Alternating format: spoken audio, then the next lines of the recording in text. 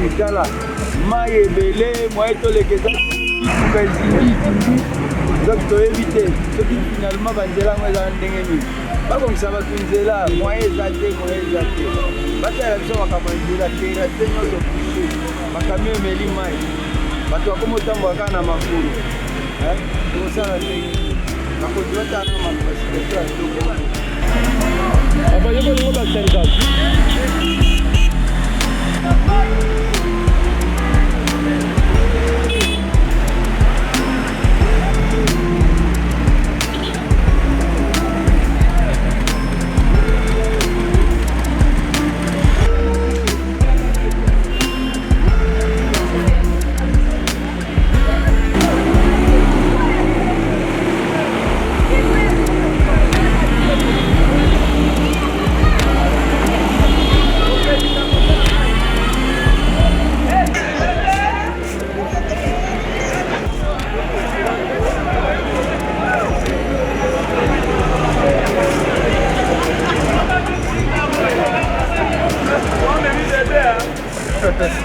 Vraiment, ils ont pas si bon à biso mo.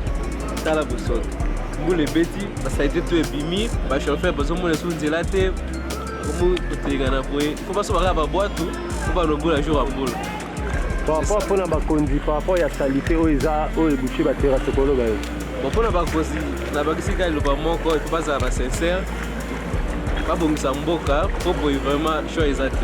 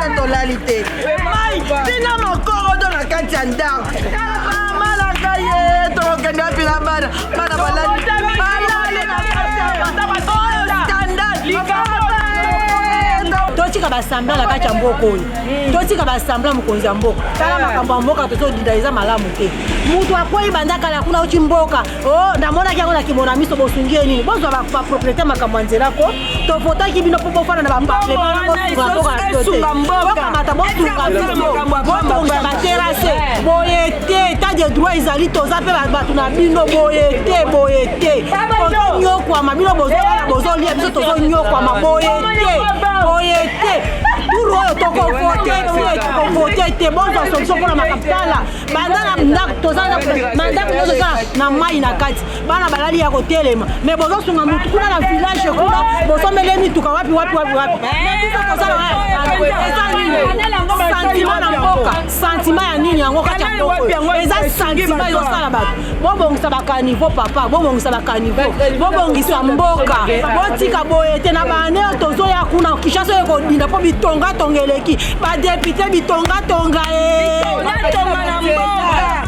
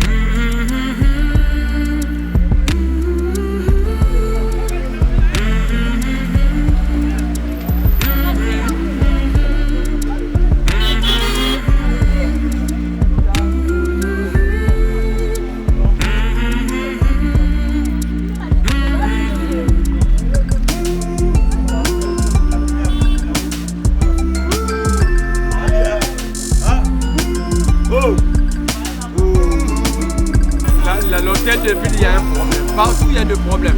Non, le plus grand problème, ce n'est pas le problème. Le dernier plan urbanistique que nous utilisons, c'est le plan urbanistique en 1962. Bon, pendant 1962, tout est long. Est-ce qu'il n'y a pas eu, ou est-ce que le développement démographique est ça la manière? Pambati, babeli, siko, banoko, balobaki ete, ça va te revendre à 2 millions. Or, les lots ont presque 20 millions. est-ce que bakonzi ya mboka banda Mobutu Kabila Tshisekedi babanzaki ete ke tomati? Est-ce que tant que bakotala palais du peuple batonga yango likolo ya des collecteurs ya ba 10 mètres carrés? Est-ce que babanzaki ete ke bato bakodinda pita tango bato bakotonga la baplace opo batonga te? Est-ce que le ministère de l'urbanisme va penser qu'il était que va tout dire? Le problème est ça que l'État congolais a failli.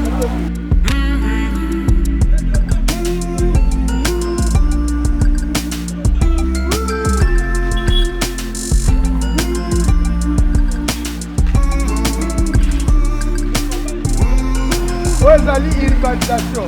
Qui dit urbanisation, ils ont dépendre de la Moukondiak, Félix Ezali, Gobira. Il devait prendre en charge cette ville. S'il était capable, là tu connais. Parce que quand on dit ce qu'on qui a, Barabalo, je vais aller à Maboulé, quand nous fumons là, oui, pour l'école belge. Allez, nous commençons à tirer là. À côté de ma belle, à l'omoni, à tirer, à tirer la première ligne, salité à Tikia, à deux évacuer à côté. Nous se sommes garantis. C'est là c'est ça bien qu'il était, qui prend sa responsabilité en tant que gouverneur de la ville. C'est ça sa vie. Il devrait prendre en charge cette ville-là. C'est ça son problème, oui.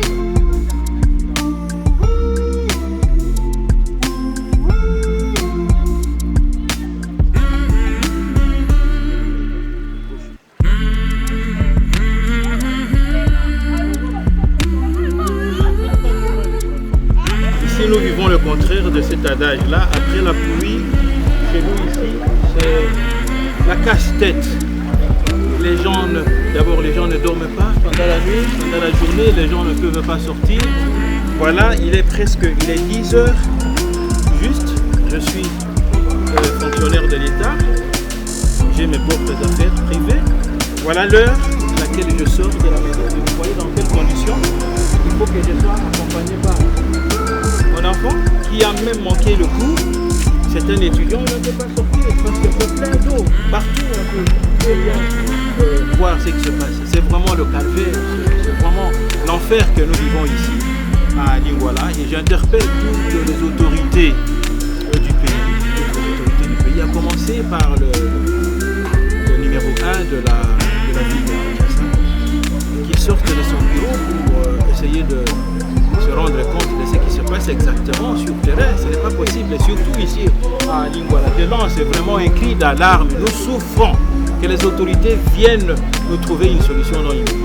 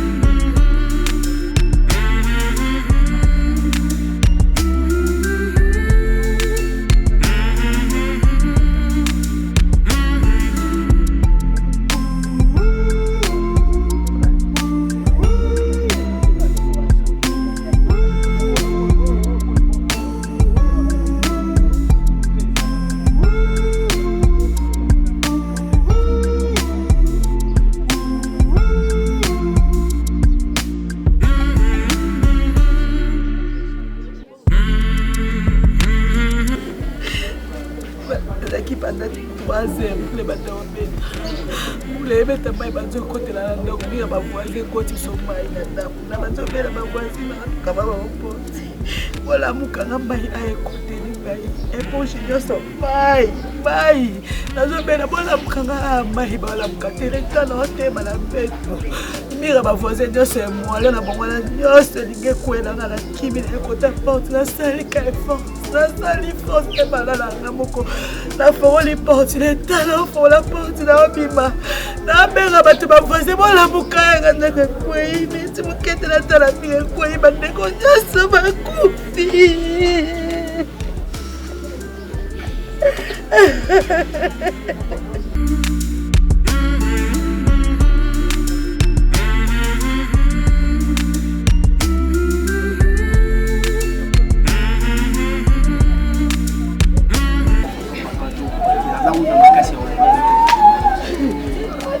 Salami biso non na mona te non pe na yoka moto première fois na mona mama molelo avec une voisine na biso ko awa katanda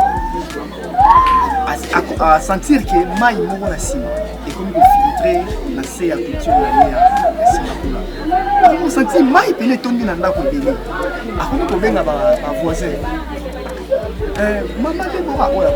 maman Déborah lamuka mai kuna bino boza bien awa munga mai ezotonda zobenga ba mire ba ndeko ya pana ye toka ngati asa ki olala ba inerwa ila chambre tellement pe ba porter na biso na bonene ba ba koma ko bouger mosco tellement ba hotel ko yiba biso kala mingi papa voisin na biso wana suka papa suka parce que tellement noki en comment on porte ba ni ko bouger porte ba ni ba kota ba yiba na bima madame audité ko bimaki d'observer ka minute ayo abimi kuna yo betela maman porte ingénieur bima to kufi batu ba kufi abeti on a formoli porte directement na ye na kati kuma partir de son pied to bimina chaîne mo bana mwana ya baya na biso na ye deux personnes kaka to bandi ko timola o ezalaki déjà parti où j'ai nassé voilà deuxième porte voisin Joël tandis que avion benda ingénieur bobendanga ah bobendanga to be kolongo la béton mo lalela ki na hanche tomboli béton to me kombe ko bende boyo kolo si pesikala na se gweli pe ba béton de ko forcer kolongo la longa deux personnes kana se voilà ba deuxième tozolongola to me kombe moi na kutu ye moko asimba ki biso abengi voisin mususu wana papa ti chic simba ngai na kufi benda ngai ba bendi pe na bo bendi so ba tika la ki na ngambo wana trois filles moi na papa ala la ki quand tu vas Déborah, moi si à Gênes, tu peux te sauver le soir. Azobel la peine assez. Tellement tu as qui gara deux personnes. Moi on ça autrement. Tu vas dire que Timola, Simba, papa voisin à l'imi. Tu n'es qu'à biso quand côté, ma voisin a biso ba téléspectateur. Ba hôtel a biso, ba maman ba bimia ba Betty porte. Aux alentours on y a so ba Betty bango ba porte. Ba meka Kobima, tu as limité à part quand papa, na mon ami. Tu limites au mec qui ko sauvé. Tu dis que Timola, ba 4 heures. Tu dis mon a battu. Papa il y a troisième d'accord. Les ça qui est makila pene za kebele. Tu dis papa awa, Timola la ndani de susu. Biso to kini na mwana moro. Yaza bukolo. Mwana moro muke. Tomboli papa, toni ko kimane tellement côté assez na yebi ngo penati. To comme na se kuna mo libulu mo za isu to kweli susu. To koli ka to kurbe to ina na ba maser wana. Fernand Junior a boy ko simba eka. Ote ezaka na ngati na te sala te loko moko boye na mena vendela. Na bi sala ta eloko moko sala awa. Soki esenga ba peso mbongo yango. Nani autrement sala ta ala lisika mutu. Aoloba. Je reste na oka passe nazoka na parti o akila ce que zo na minute ba ila kwa petit oh moi petit fille na mususu pa na nisi biso eso na jui ala na ça na me kozonga bo na ya biso na me ko se connaît ba arme to basine sur bébé moko bo akoza la ba 13 ans déjà ye pe déjà nga mona tali pe na boye nasala na constat wana te diagnostic wana bato profiter mais na moni pe na boye oyo jusque là combien de mois après près dans la première porte bazana 4 2 morts deuxième porte wana bazana 6 mais na oyo total 7 morts.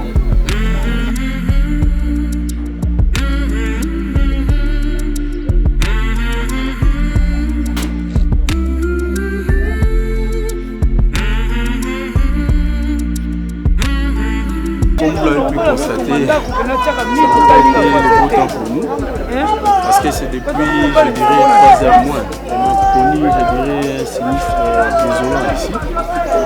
Dans cette parcelle, moi je suis voisin, ici c'est le numéro 6, chez moi c'est 6 bis, parce que c'est le propriétaire d'ici qui m'a vendu chez moi. Alors vers 3 heures du matin, nous avons attendu comme quoi, je dirais, une vacarme, oui. C'était vraiment catastrophique, un peu comme une bombe. Alors ça nous a alertés et c'est à ce moment-là qu'on a entendu la maman que vous avez interrogée en train d'alerter pour crier. Nous sommes venus pour essayer de voir qu'est-ce qui se passait. On a trouvé que le mur mitoyen, n'est-ce pas, a cédé. Je sais pas, je crois bien c'est par rapport à l'eau de la pluie qui va avoir débordé. Et donc à peu près 2 ménages qui étaient là se sont retrouvés ensevelis sous les décombres. Et nous avons essayé de faire un effort avec les jeunes qui étaient déjà ici dans la parcelle. J'ai dû moi aussi apporter l'appui nécessaire et nous avons pu sortir quelques corps qu'on a déjà évacués. Donc au total on a 7 morts.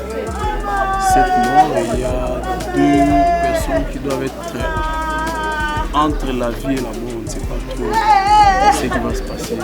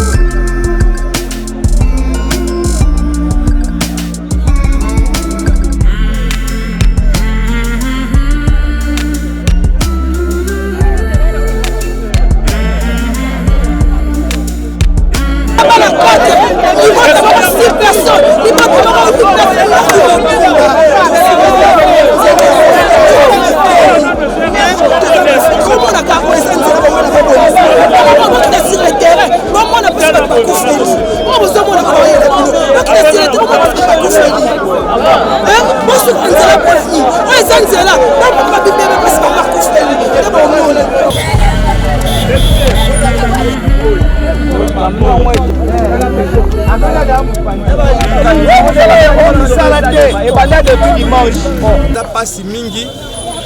Bandeko bazotonga banda couper ya minene oyo. Faut ba ka place ni ba ko bomba mai na bango. Ozomona. Maintenant ba dégâts ya mai ezokoya na ba pression wana nyonso tala ba dégâts ezokosala. Ezaka awa te. Il faut matati kuna na vrac. Elie makadame donc quand ba kosala donc faut ba banana kuna likolo bandi kosala ba bandi koya male betia na matadi kibala. Donc ezala biso pena pasi. Donc soto sali boete to kere misala ndenge nini. Eza pona bango bongo tolo bani. Eza pona bango parce que ba sa misala bazo silisa te. Misala inachevé. Ce n'est pas possible, c'est pas possible.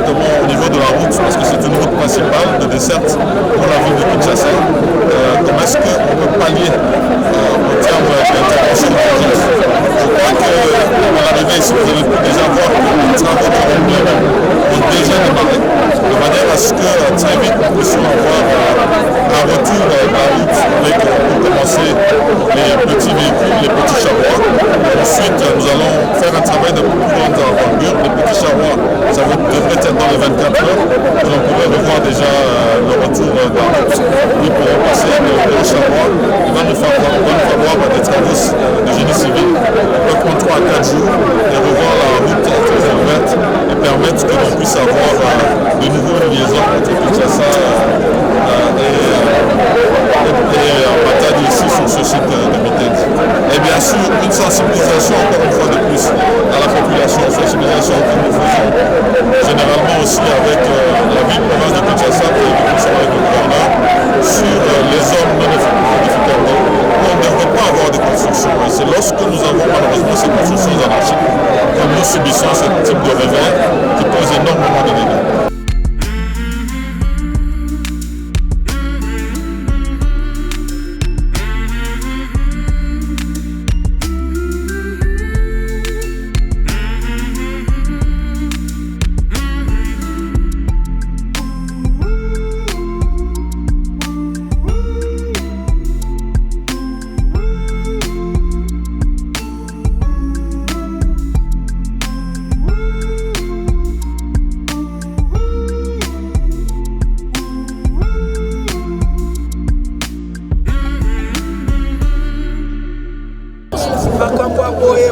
eza na basignification eza na ntina mingi makambo ya boye ya liboso nani biso moko toza bavictime tolingani te bino bachef coutumier te biso bato ya mboka nyonso osoko tolingani me tozotosa papa mokonzi makambo azoloba na biso ya solo ya malamu ezosala biso bien na matoi mais action eza te na kati ya mboka oyo mokonzi aza te mutu nyonso mokonzi ata okekuta mokonzi oza koexplike ye likambo akozala mpe eloko te ayoki asilizela akenda ye mboka eza ya kobeba ye lokola nzambe apesi biso ye azonga na manda oyo eza koya po te aarrange likambo moko na moko omoni ya liboso awa oyo ewuti koleka awa punition na biso bachef coutumier na bakoko na mabele bazwaki punition wana bakangi magasin bakangi butiki bakangi depo nyonso na mutu na mutu ayaki na lwa na ye mabele oyo ya matandi kibala ngai nde nazali me okoya kokuta cadastre chef à quartier chef de rue chef à localité bato nyonso asalaka na biro songolo na commune bazoya koteka mabele na place bakoki koteka te baza koteka donc leka ekoya bakonzi na biso bapesa toyokanaka te batunaka te basengaka te kala bakoko bazalaki soki leta aza na posa ya place akoya komona chef coutumier chef coutumier akolakisa ye alobi ntango asengi place mokonzi ya mboka alobi tala place yango oyo tonga ayebisi bana kuna napesaki leta bosimba te lelo bongo te etikali na bandako oyo tozolala biso bachef coutumier leta ya koteka bazosala makambo na ndenge na bango tolanda mpe na kati ya politiki ndenge moko antuka bawumbu nyonso ya kisasa baza ya kosilika touti kosala réunion oyo samedi oyo kaka po tokoma lelo toyebani te toza considéré te makambo eleki ebele ya mibale bachinois oyo bake kopenzila biso basalaka biso misala balaboni basali balabala oyo ebongaka te bazwa kaka bana mboka oyo mpe bakoti baklase basilisi basima misala ya mboka na bango basala po ekende liboso ozomona ke totambolaka na bapaya mpe bayaka kosalaka makambo ya kitoko eza te na bachinois nzela nyonso chinois aleka likambo kitoko eza na mbote chef de l'etat aza koyoka biso bankumu ya mboka ndenge toza kolela toza kolela ebele tokomi mpe mikanda ebele epai ya ye kumu ya mboka aya azonga oyo aza grand chef coutumier aya kokutana na biso bachef coutumier ya mboka oyo asangisa biso tovanda tosolola makambo ya mboka oyo me awa inane ekoki nanu te oyo eza mbala mibale baconflit na bachef bagroupemestre conflit na chef coutumier chef ya quartier conflit na chef coutumier mpona nini oyo chef coutumier azoloba balingi koyoka yango te na mosusu baza na posa bayoka président koyoka président abenga biso afandisa biso ayoka biso mpo ayeba nini akosala na bakonzi oyo biso oyo apesi